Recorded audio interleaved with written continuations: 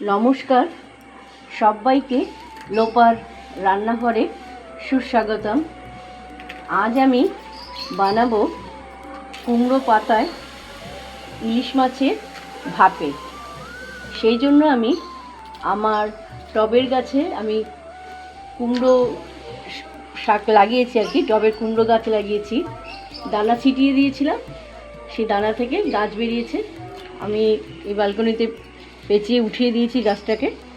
তো ওই আমার নিজের টবের গাছের কুমড়ো গাছের পাতাগুলো কেটে নিচ্ছি। এই প্রিপারেশনটা বানানোর জন্য কুমড়ো পাতা লাগবে। তো কুমড়ো পাতা আমি বাজার থেকে কিনে নিই। আমার টবের গাছের যে কুমড়ো পাতাগুলো আছে সেখান থেকেই আমি পাতাগুলো কেটে নিচ্ছি। একটু সুন্দর দেখে পাতা কাটতে হবে। বেশি বড় পাতা কাটলেও হবে না, একদম ছোট পাতা কাটলেও হবে না, কারণ ছোট পাতা হলে মাছগুলো ধরবে না। তো আমাকে ওই মাঝারি সাইজের পাতাগুলো দেখে কেটে নিতে হবে সুন্দর করে। আমি মাঝারি সাইজের পাতায় কেটে নিচ্ছি। মোটামুটি আমি এই এতগুলো পাতা কেটে নিয়েছি। টবে যে গাছটা হয়েছিল কুমড়ো, সেই গাছটা থেকে আমি এতগুলো কুমড়ো পাতা কেটে নিয়েছি। এবার এটার মধ্যেই আমি ইলিশ মাছের ভাপে করব। এই সব পাতা তুলে নিয়েছি কুমড়ো গাছের থেকে, সুন্দর সুন্দর দেখে পাতাগুলোকে কেটে নিয়েছি। খুব বড়ও না খুব ছোটও না, যাতে ইলিশ মাছগুলো এর মধ্যে ধরে যায়। আমার সব পাতা কাটা হয়ে গেছে। এবার আমাকে রান্নাটা করতে হবে। চলুন ব্যালকনি থেকে এবার আমরা রান্নাঘরে চলে যাই সোজা। ব্যালকনি থেকে এবার রান্নাঘরে এসে গেছি। এসে এই যে কুমড়ো পাতাগুলো টবের গাছ থেকে কেটে নিয়ে আনলাম, সেগুলোকে ভালো করে যে ধুয়ে আমি জলটা এই ঝুড়িতে ঝরিয়ে নিয়েছি। এবার আমাকে ইলিশ মাছগুলোকে এই থালায় সুন্দর করে সাজিয়ে নিতে হবে। ইলিশ মাছগুলোকে আমি এই যে এই থালাতে নিয়ে নিচ্ছি। এখানে এভাবে নিয়ে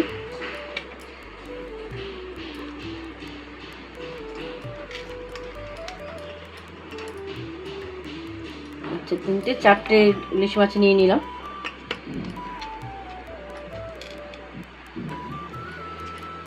এবার এটাকে আমাকে মশলা দিয়ে ভালো করে মেখে নিতে হবে। মশলার মধ্যে আমি নিয়েছি পোস্ত বাটা, এটা হচ্ছে সাদা সর্ষে, তিল, হলুদ, কাঁচা লঙ্কা, নুন দিয়ে একটা পেস্ট বানিয়ে রেখেছি। আর এর মধ্যে আছে কাজু বাদাম আর খানিকটা নারকেল কোড়া দিয়ে একটা পেস্ট বানিয়েছি। আর এটা খানিকটা নারকেল কোড়া রেখে দিয়েছি। এবার আমাকে এগুলো দিয়ে এটাকে মাছগুলোকে খুব সুন্দর করে মেখে নিতে হবে। তাহলে এই একটা কুমড়ো পাতা আমি এই প্লেটের মধ্যে নিয়ে নিলাম, নিয়ে রেখে দিলাম। এবার আমাকে এই মাছগুলোর মধ্যে প্রথমে এই পোস্ত বাটাটা দিয়ে দিচ্ছি। পোস্ত বাটা দিলাম। এরপর এই সর্ষে, তিল, হলুদ, নুন, কাঁচা লঙ্কা দিয়ে যে পেস্টটা বানিয়েছি সেটা দিচ্ছি।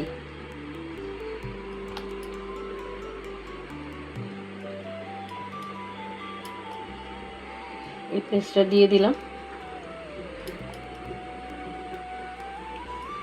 এবার এতে আমি কাজু বাদাম বাটাটা দিয়ে দিচ্ছি, নারকেল আর কাজু বাদাম বাটাটা যেটা আমাদের করেছি।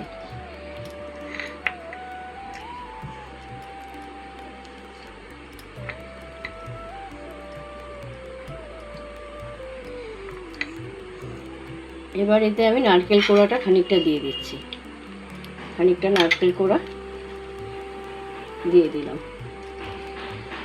এবার আমাকে এটা খুব ভালো করে মেখে নিতে হবে। এবার এই মশলাগুলোকে খুব ভালো করে আমি হাত দিয়ে মেখে নিচ্ছি।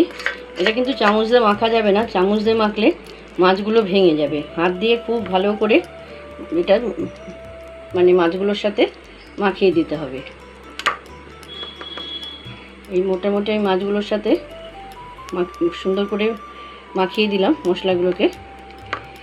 এবার মাখানোর পর এর উপর দিয়ে একটু আমাকে সর্ষের তেল দিয়ে দিতে হবে। সর্ষের তেল দিয়ে আবার একটু মেখে নিতে হবে।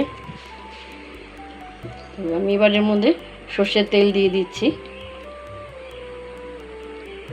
ভাবতে তো একটু তেলটা বেশি দিতে হবে, এই তেলটা একটু বেশি দিলাম। দিয়ে এবার কি করতে হবে, এটা তো মাখা হয়েই গেছে। এবার এটাকে একটা মাছের পিস নিয়ে, এইভাবে একটা মাছের পিস নিয়ে নিতে হবে। এই পিসটা আমি এই যে কুমড়ো পাতার মধ্যে দিয়ে দিলাম।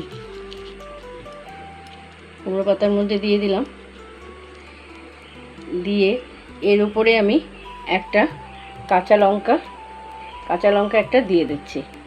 এই মাছটার উপরে একটা কাঁচা লঙ্কা দিয়ে দিলাম ছোট্ট। এবার এই পাতাকে আমাকে খুব সুন্দর করে ফোল্ড করে নিতে হবে। আমি এটাকে সুন্দর করে ফোল্ড করে দেখাচ্ছি। কুমড়ো পাতার মধ্যে এইভাবে ইলিশ মাছটা নিয়ে নিয়েছি, উপরে একটা লঙ্কা দিয়ে দিয়েছি। এবার এটাকে ফোল্ড করে নেব এইভাবে। পাতাগুলো মাছ আন্দাজে একটু ছোট হয়ে গেছে, তো আমাকে সেই জন্য দুটো করে পাতা দিতে হবে।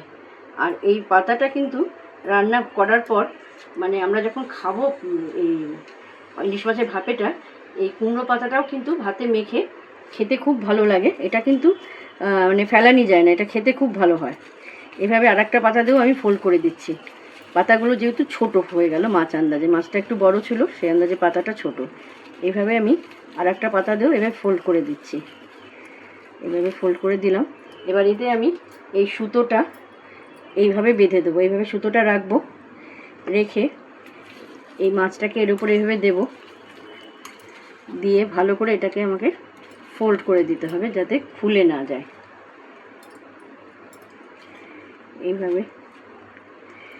এইভাবে আমাকে ভালো করে বেঁধে দিতে হবে। সুতো দিয়ে বেঁধে দিয়ে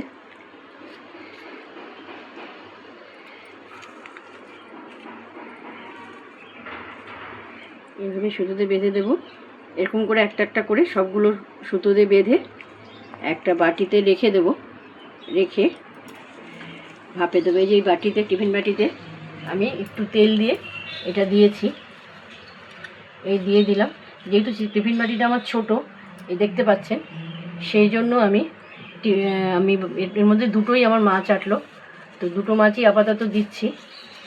তো দুটো দুটো করেই করতে হবে, মাছের সাইজটা বড় তো সেই জন্য। তো দুটো আমি দিয়ে দিলাম এর মধ্যে। এই কড়াইতে দেখছেন জল দিয়েছি, একটা স্ট্যান্ড দিয়ে দিয়েছি। এই স্ট্যান্ডের ওপরে বাটিটা আমি এভাবে বসিয়ে দেব। বসিয়ে এই ঢাকাটা লাগিয়ে দেব। ঢাকা লাগিয়ে আমাকে গ্যাসটা অন করে নিতে হবে, গ্যাস বা ইন্ডাকশান যাই হোক অন করে দিয়ে এটা 20 মিনিটের মতন রাখতে হবে। তাহলে আমি এটা বসিয়ে দিলাম। এবার 20 মিনিটের মতন এটা হোক। 20 মিনিট পর আমি খুলে দেখব কতদূর হয়েছে। টিফিন বক্সটা এখন পুরো ঠান্ডা হয়ে গেছে, খুলে দেখব ভাপে মাছটা কী পরিস্থিতিতে আছে। এই যে টিফিন বক্সটা খুলে দেখলাম, এটা পুরো হয়ে গেছে তৈরি। এবার আমি এটাকে অন্য বাসনে নামিয়ে গরম গরম ভাতের সাথে পরিবেশন করব। কুমড়ো পাতায় ইলিশ মাছের রাজকীয় ভাপে তৈরি হয়ে গেছে। এটা আমি টিফিন বাটিটা ঠান্ডা করে টিফিন বাটি থেকে বের করে নিয়েছি। এটা এখন গরম গরম ভাতের সাথে পরিবেশন করব। এইভাবে আপনারাও বাড়িতে ইলিশ মাছের রাজকীয় ভাপে তৈরি করে খান এবং বাড়ির সকলকে খাওয়ান। খেয়ে কেমন লাগলো প্লিজ আমায় জানাতে ভুলবেন না। আপনাদের মূল্যবান মতামত জানতে পারলে আমি পরবর্তী রান্নার ভিডিও করতে উৎসাহ পাই। এতক্ষণ আমার এই ভিডিওটা আমার সাথে দেখার জন্য এবং আমাকে সাপোর্ট করার জন্য সবাইকে অসংখ্য ধন্যবাদ জানাই। এবং আজ যারা লোপার রান্নাঘর চ্যানেলে প্রথমবার দেখছেন তাদের কাছে আমার একটা অনুরোধ, আপনারা সবাই আমার এই লোপার রান্নাঘর চ্যানেলটাকে সাবস্ক্রাইব করে দেবেন এবং শেয়ার ও লাইক করে আমার পাশে থাকবেন। সকলে সুস্থ থাকবেন, আনন্দে থাকবেন, ভালো থাকবেন।